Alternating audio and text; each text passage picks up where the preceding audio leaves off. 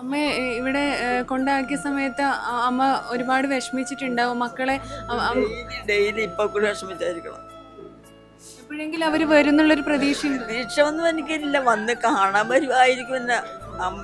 സ്വന്തമല്ലേ, അമ്മയല്ലേ, അവർക്ക് ആ മനസ്ഥിതി ഉണ്ടെങ്കിൽ വരട്ടെ, ഞാൻ വിളിക്കൊന്നുമില്ല. അമ്മ ഒരിക്കൽ പോലും അവരെ ശപിക്കുകയൊന്നും ചെയ്തിട്ടില്ല. അത് ചെയ്യില്ല ഞാൻ, കാരണം മക്കൾക്കൊന്നും വരില്ലെന്ന് ഞാൻ പറയുള്ളൂ.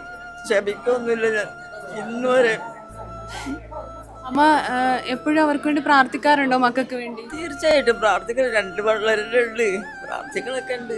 പക്ഷെ അവർക്ക് വേണ്ടെങ്കിൽ എനിക്കെന്തിനാണെന്ന്, അവര് നല്ലോണം ജീവിച്ചോട്ടെ, സമാധാനത്തിന് വേണ്ടിയല്ല എന്നെ ഇവിടെ പിള്ളേർക്ക്, ആ സമാധാനം അവർക്ക് കിട്ടട്ടെ.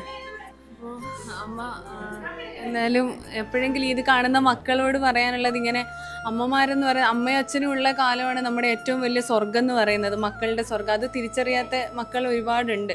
പക്ഷെ അമ്മമാർക്ക് എപ്പോഴും എന്താ പറയുക, തൻകുഞ്ഞു പൊൻകുഞ്ഞാണ്. അപ്പോൾ കാണുമ്പോൾ ഭയങ്കര ഒരു വിഷമം തോന്നുന്നു. അമ്മ കൊച്ചുമക്കളൊക്കെ ഉണ്ടോ അമ്മേ? രണ്ട് പേരെ, 4 പേരെ കുട്ടികളുണ്ട്. അവരൊന്നും വരാറൊന്നുമില്ല, ആരും വരാറില്ല. ഒരാൾ ഇത്രയും ദിവസമായിട്ട് ഞാൻ അവിടെ വീട്ടിൽ നിന്ന് ഇറങ്ങിയിട്ട് ഇതുവരെ ആരും വന്നിട്ടില്ല. ഒരു കൊല്ലമായിട്ട് അവരാരെയും കണ്ടിട്ടില്ല. ഞാനും കണ്ടിട്ടില്ല, അവരും കണ്ടിട്ടില്ല.